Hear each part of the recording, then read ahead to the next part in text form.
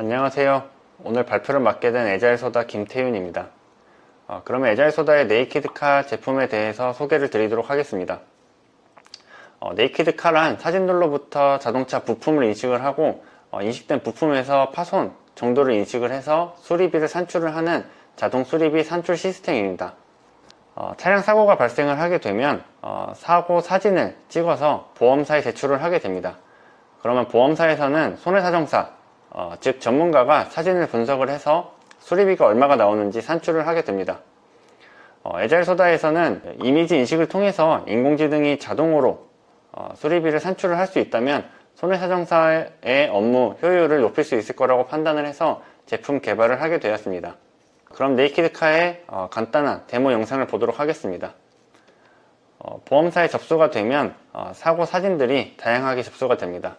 그리고 이제 부가적인 정보를 위해서 차대 번호나 계기판 같은 이런 사진들도 접수가 같이 되게 됩니다. 그럼 네이키드카에서는 이러한 사진들을 종합 분석을 해서 어떠한 부품에 어떤 손상이 있고 어떠한 수리가 필요한지를 판단을 해서 결과적으로는 수리비를 산출을 하게 됩니다. 그러면 네이키드카를 구성을 하고 있는 모델에 대해서 말씀드리도록 하겠습니다. 첫 번째로는 필터 모델입니다. 앞서 보신 것과 같이 자동차 사진뿐만 아니고 기타 잡다한 사진들이 같이 입력이 되게 됩니다. 거기에서 이제 우리 판단의 대상이 되는 자동차 사진만을 선별하기 위해서 이미지 분류 모델인 필터 모델을 사용을 하고 있습니다. 두 번째는 부품 인식 모델입니다. 차량 사진이 이제 입력이 되면 해당하는 사진에 어떤 부품이 있는지를 판단을 하게 됩니다. 부품 인식 모델은 범퍼, 팬더, 도어, 후드와 같이 다양한 부품들을 인식을 하고 있는데 좌우와 앞뒤를 구분을 해서 총 28개의 부품을 인식을 하고 있습니다. 그리고 세그멘테이션 방식을 사용을 해서 각 부품의 경계를 픽셀 단위로 인식을 하고 있습니다. 세 번째로는 수리 유형 모델입니다. 앞서 인식된 부품에 어떠한 수리가 필요한지를 판단하는 모형입니다. 수리의 유형으로는 무손상, 긁힘, 그리고 판단 소중대, 그리고 교환 이렇게 6가지로 인식을 하고 있습니다. 마지막으로는 손상 유형 모델입니다. 손상 유형 모델은 긁힘, 찌그러짐, 깨짐과 같은 손상의 종류를 판단을 합니다. 그리고 앞서 인식된 부품 인식의 결과를 가지고 어떤 부품에 얼마나 손상이 있는지도 이제 산출을 하게 됩니다. 그러면 이제 각 모델에 대해서 이제 조금 자세하게 살펴보도록 하겠습니다. 먼저 필터 모델입니다. 필터 모델은 이제 다양하게 입력되는 사진들 중에서 이제 견적의 대상이 되는 사진을 뽑기 위한 모델입니다. 그래서 견적의 대상에는 일반 차량의 사진이 들어가게 되고, 두 번째로는 수리 중 사진이 있는데, 차량의 사진이지만 이제 정비소에서 수리를 하면서 찍은 사진입니다. 이러한 사진들을 가지고는 이제 해당하는 부품이 사고로 있었는지 아니면 수리 중에 생겼는지 알 수가 없기 때문에 이러한 사진들로는 이제 견적을 내지 않습니다. 그리고 개인정보가 있습니다. 개인정보는 이제 신분증이나 계약서와 같이 보험 계약을 확인을 하기 위해서 들어오는 이제 문서인데 이러한 데이터는 이제 따로 분류를 하고 있습니다. 또한 계기판, 차대번호, 그리고 적품질 데이터와 같이 이제 다양한 사진들을 이제 분류를 하고 있습니다.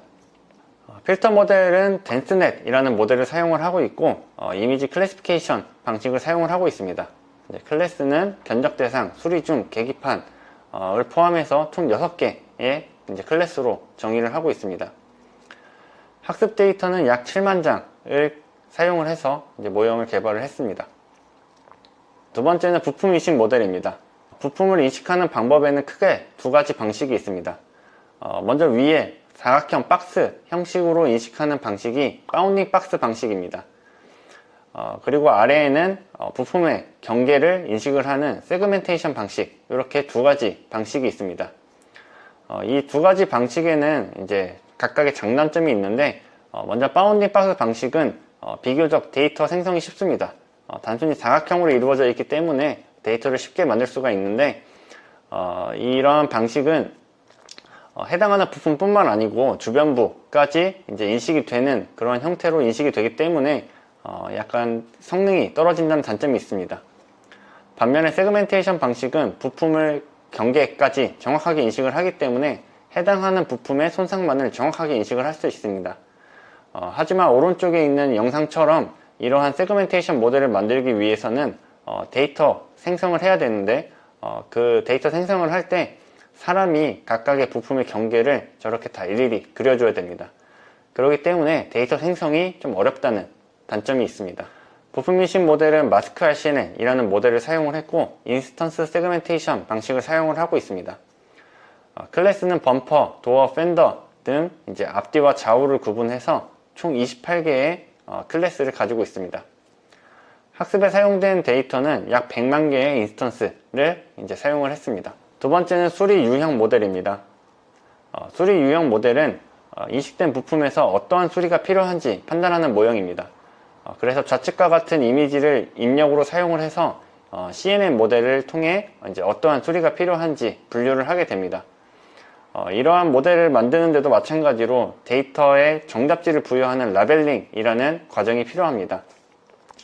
이러한 라벨을 부여를 할 때는 보상 전문가가 라벨을 부여를 했는데 부여를 하면서 이제 좀 어려운 점이 있었습니다. 먼저 좌측과 같이 이제 누가 보더라도 무손상으로 판단을 할 수 있는 명확한 케이스가 있는 반면에 오른쪽과 같이 어떤 사람은 사진을 보고 대손상이라고 판단을 하고 어떤 사람은 교환이라고 판단을 하는 경우가 있었습니다.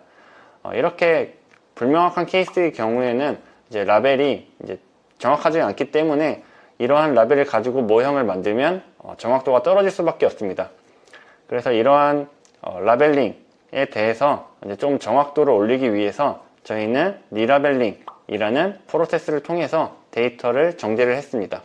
리라벨링 프로세스는 먼저 1차로 부여된 라벨 데이터를 가지고 모델을 만든 다음에 그 모델을 통해서 부정확하다고 판단이 되는 대상을 추려냅니다.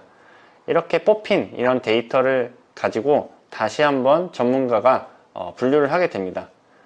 이렇게 분류가 수정이 되면 데이터가 좀 더 깨끗해지고 이러한 데이터를 가지고 다시 한번 모델을 학습을 해서 좀 더 성능이 높은 모델을 이제 개발을 할 수가 있었습니다.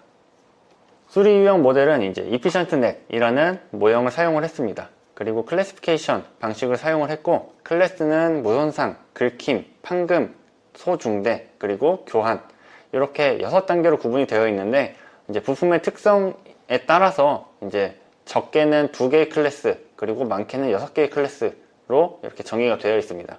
학습에 사용된 데이터는 클래스별로 대략 5,000장에서 1만 장 정도 사용을 했습니다. 마지막으로는 손상 유형 모델입니다. 손상 유형 모델은 우측 상단과 같이 사각형 바운딩 박스 형태로 어떠한 손상이 있는지를 인식을 합니다. 그래서 손상에 대한 종류는 이제 찌그러짐, 긁힘, 깨짐과 같은 손상 유형을 인식을 하고 이러한 인식 결과와 앞서서 인식된 부품 결과를 종합을 해서 어떤 부품에 얼마나 손상이 있는지를 산출을 할 수가 있습니다.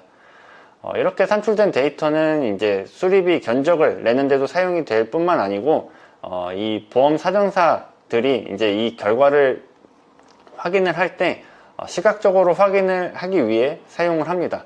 그래서 아래에 있는 이제 빨간색으로 표시된 사진과 같이 어떤 부위에 어떤 손상이 있는지 시각적으로 이제 확인을 할 수 있기 때문에 손해사정사들은 단순히 이제 결과만 받는 게 아니고 어떠한 이유에 의해서 이러한 판단이 나왔는지 이제 눈으로 이제 쉽게 확인을 할 수가 있습니다. 손상 유형 모델은 Fast RCNN이라는 모형을 사용을 했습니다. 그리고 오브젝트 디텍션이라는 방식을 사용을 했고 클래스는 긁힘, 찌그러짐, 깨짐 등 이제 총 5가지로 정의가 되어 있습니다. 학습 데이터는 총 10만 장이 사용이 됐습니다. 자, 이렇게 모델에 대해서 각각 설명을 드렸는데 지금까지 설명드린 것을 다시 한번 정리를 하도록 하겠습니다. 먼저 이미지가 입력이 되면 필터 모델을 통해서 우리의 판단 대상이 되는 그런 견적 대상 이미지만 추출을 하고 견적 대상이다 라고 하면 부품 인식 모델을 통해서 어떤 부품이 있는지 인식을 하게 됩니다. 각각 인식된 부품에 대해서는 어떤 수리가 필요한지 수리 유형 모델을 통해서 판단을 하고 추가적으로 손상 유형 모델을 통해서 어떠한 부품에 어떠한 면적이 손상이 되었는지를 산출하게 됩니다. 그래서 이 결과를 모두 종합적으로 판단을 해서 최종적으로는 수리비를 산출하게 됩니다. 네, 오늘 발표는 여기서 마치도록 하겠습니다. 감사합니다. Make your brain